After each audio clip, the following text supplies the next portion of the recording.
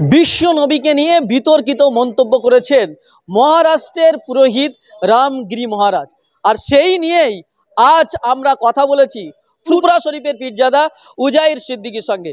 তিনি বলছেন, যদি যে বিতর্ক নিয়ে তিনি প্রশ্ন তুলেছেন সেই বিবি আয়েশা সিদ্দিকা রাদিয়াল্লাহু তাআলা আনহা সম্পর্কে যদি তার কোনো প্রশ্ন থাকে, নবীজির বহু বিবাহ নিয়ে যদি প্রশ্ন থাকে, সে নিয়েই ওপেন ডিবেট করার চ্যালেঞ্জ জানিয়েছেন উজাইর সিদ্দিকী। তিনি বলছেন, এই বিষয়টা নিয়ে অলরেডি বিভিন্ন ডিবেট হয়েছে, হাজার হাজার মাওলানারা তারা প্রস্তুত রয়েছেন এই বিষয় নিয়ে ডিবেট করতে। কেউ যদি এই বিষয়ে একাডেমিকভাবে আলোচনা করতে চায়, খোলা মনে আলোচনা করতে চায়, আলোচনার জন্য প্রস্তুত। একেবারেই তিনি জানিয়েছেন যে ওপেন ডিবেটের জন্য তারা প্রস্তুতি রয়েছেন। কেউ যদি এই বিতর্কিত বিষয় নিয়ে প্রশ্ন করতে চায় বা ডিবেট করতে চায়, খুলি তিনি তার প্রশ্নের জবাব দিতে চান, ডিবেটে থাকতে চান। তিনি কি বলেছেন, তার কি বক্তব্য শোনাবো আপনাদের। মুসলমানদের মধ্যে এটা আমরা প্রস্তুত না, অলরেডি আমরা এইটা নিয়ে এমন একটা বিষয় হয়ে গেছে, কোনো বিষয়ে ডিবেট করে করে করে করে এমন হয়ে গেছে যে সেটা এক প্রকার আমাদের কাছে মানে তুচ্ছ হয়ে গেছে। আম্মাজান আয়েশা রাদিয়াল্লাহু তাআলা আনহার বয়স নিয়ে ডিবেট করতে উলামারা প্রস্তুত শুধু নয়, উলামারা আজ থেকে ১৫০০ বছর আগে থেকে প্রস্তুত। আজকে প্রস্তুত নয়, সারা বিশ্বের মুসলিম উম্মাহ আজ থেকে ১৫০০ বছর আগে থেকে প্রস্তুত। যদি যে কোনো মানুষ একাডেমিকভাবে আলোচনা করতে চান রাসূলুল্লাহ সাল্লাল্লাহু আলাইহি ওয়াসাল্লামের সঙ্গে বিবাহের ব্যাপারে, তার বিবাহ, একাধিক বিবাহ নিয়ে প্রশ্ন আছে, তার বিবাহ বয়স নিয়ে প্রশ্ন আছে, অনেক প্রশ্ন আছে। যদি কেউ একাডেমিকভাবে এই বিষয়গুলো নিয়ে তর্ক করতে চান, অলরেডি আলোচনা হয়ে গেছে, তাদের উচিত একটু খোলা মনে বইপত্র পড়া। তারপরে যদি মনে হয় ডিবেট করতে হবে, সেটাও তারা করতে পারেন, এটা তাদের ব্যক্তিগত ব্যাপার। সারা বিশ্বের উলামা, সারা বিশ্বের মাশায়েখ, সারা বিশ্বের শিক্ষিত মুসলিম সমাজ সবসময়তে তাদের রাসূল সাল্লাল্লাহু আলাইহি ওয়াসাল্লামের পক্ষে দাঁড়ানোর জন্য প্রস্তুত আছে ইনশাআল্লাহ। বিসমিল্লাহির রহমানির রহিম, আলহামদুলিল্লাহ ওয়াসসালাতু ওয়াসসালামু আলা রাসূলিল্লাহ, আম্মা বাদ। প্রথম কথা হচ্ছে, যে বিষয়টা রাসূলুল্লাহ সাল্লাল্লাহু আলাইহি ওয়াসাল্লামের বিবাহের প্রসঙ্গে জিজ্ঞাসা করা হয়েছে, দুঃখজনক বিষয় হলো যে এই বিষয়টা নিয়ে বহু প্রাচীন কাল থেকে আলাপ আলোচনা চলেছে, আলাপ আলোচনা হয়েছে, এবং এই বিষয়গুলো নিয়ে কেউ যদি বলেন যে এটাকে একাডেমিকভাবে আলোচনা করতে চান, যে রাসূলুল্লাহ সাল্লাল্লাহু আলাইহি ওয়াসাল্লাম 6 বছরের একজন মেয়েকে বিবাহ করেছেন, এটা যদি কেউ মানে একাডেমিকভাবে আলোচনা করতে চান, আমার এতে কোনো আপত্তি নেই। এবং ইন্টারেস্টিং ব্যাপার হলো, আম্মাজান আয়েশা সিদ্দিকা রাদিয়াল্লাহু তাআলা আনহা, তিনি কোনো দুর্বল মহিলা ছিলেন না, যে তিনি কিছু জানতেন না, কিছু বুঝতেন না, নাউজুবিল্লাহ, এরকম নয়। বরং বলা যেতে পারে মুসলিম ইতিহাসে সবথেকে পাওয়ারফুল কোনো মহিলা থাকলে হযরত আম্মাজান আয়েশা রাদিয়াল্লাহু তাআলা আনহা ছিলেন, যিনি তার জীবদ্দশাতে খেলাফতকেও কন্ট্রোল করতেন। এবং তিনি একটা যুদ্ধও করেছিলেন, একটা বড় যুদ্ধও করেছিলেন। এখান থেকে বোঝা যায় যে তিনি কোনো দুর্বল মহিলা ছিলেন না। যদি নাউজুবিল্লাহ মিন যালিক, এটা তাকে কেউ যদি ছোট চোখে দেখে যে তাকে এক প্রকার হেনস্থা করা হয়েছে নাউজুবিল্লাহ, তাহলে তো সেটার ব্যাপারে তিনি সর্বপ্রথম আওয়াজ তুলতেন, কারণ তিনি নিজে ভুক্তভোগী হতেন নাউজুবিল্লাহ। কিন্তু বরং তিনি রাসূলুল্লাহ সাল্লাল্লাহু আলাইহি ওয়াসাল্লামের সাথে বৈবাহিক সম্পর্কে আবদ্ধ হওয়াটাকে তার জীবনের সবথেকে বড় আনন্দ এবং সবথেকে বড় সৌভাগ্য বলে তিনি মনে করেছিলেন। তো সেই জন্য যদি কেউ একাডেমিকভাবে আম্মাজান আয়েশা রাদিয়াল্লাহু তাআলার বয়স নিয়ে, রাসূলুল্লাহ সাল্লাল্লাহু আলাইহি ওয়াসাল্লামের বিবাহ নিয়ে কেউ আলোচনা করতে চায় একাডেমিকভাবে, এটা আমাদের কাছে কোনো সমস্যা নেই, তারা আলোচনা করুক।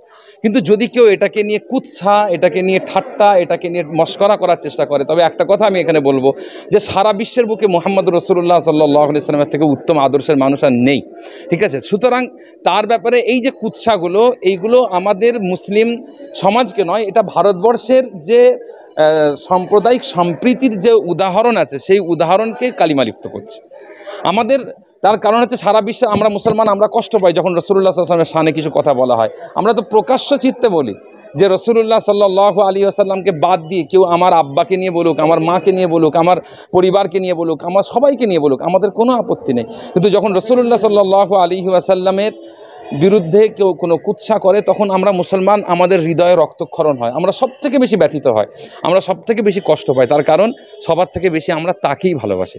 তো সেই জন্য যখন কেউ তাকে কুৎসা করে, অ্যাকচুয়ালি সেটার মাধ্যমে তারা যেটা করছে, সেটা হচ্ছে ভারতবর্ষের সাম্প্রদায়িক সম্প্রীতির যে ইতিহাস, যে ঐতিহ্য, সেই ঐতিহ্যকে তারা কালিমালিপ্ত করছে। আমাদের কষ্ট হচ্ছে ঠিকই, কিন্তু এই কষ্ট শুধু আমাদের একার হওয়া উচিত নয়, এই কষ্ট সকলের হওয়া উচিত, দেশের সরকারের হওয়া উচিত, গভর্নমেন্টের হওয়া উচিত, প্রত্যেকের হওয়া উচিত। তার কারণ যে দেশকে আমরা লালন করি আমাদের হৃদয়ে, সেই দেশে কি আঘাত আনছে এই ধরনের মহারাজদের বক্তব্যগুলো।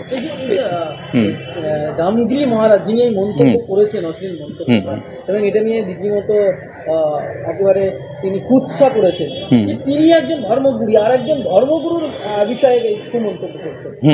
আসলে এটা আমি একটা কথা আপনাদেরকে স্পষ্টভাবে বলি যে ধর্ম এবং ধর্মগুরু এটার মধ্যেও অনেক পার্থক্য আছে। ঠিক আছে, ধর্ম হচ্ছে একটা আদর্শিক জায়গা, ধর্মগুরু সবসময় আদর্শিক জায়গা হয় না। আমরা অনেককে মুসলমান ধর্মগুরু বলি, কিন্তু তাদের মধ্যে থেকে অনেক বেফাস কথা বের হয়। আমি আজকে এই কথার মাধ্যমে এটা বলবো না যে হিন্দু ধর্ম এই শিক্ষা দেয় না, আমি এটা বলবো না। আমি বরং বলবো যে এটা ওই ধর্মগুরুর নিজস্ব যে চিন্তার সংকীর্ণতা এবং নিজস্ব যে বিকৃত মানসিকতা, তার বহিঃপ্রকাশ ঘটেছে। এটাই হচ্ছে মূল কথা।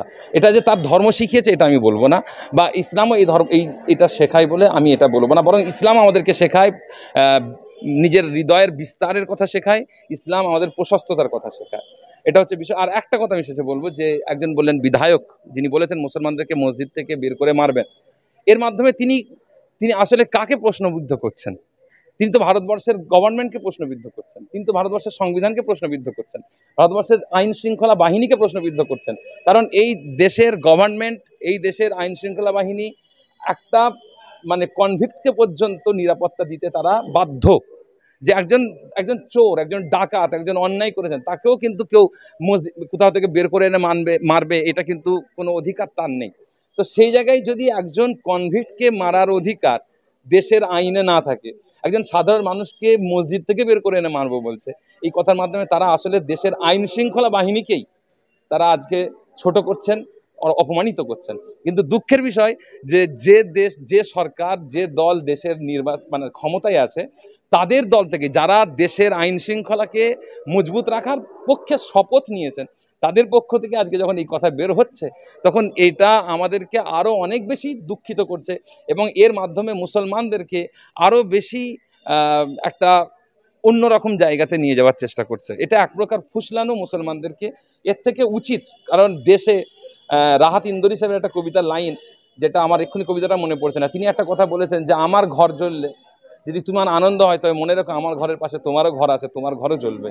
তো সেই জন্য কোনোভাবে ভারতবর্ষে সাম্প্রদায়িক অসম্প্রীতি তৈরি করা, একে অপরের মধ্যে বিভেদ সৃষ্টি করাটা কাম্য নয়।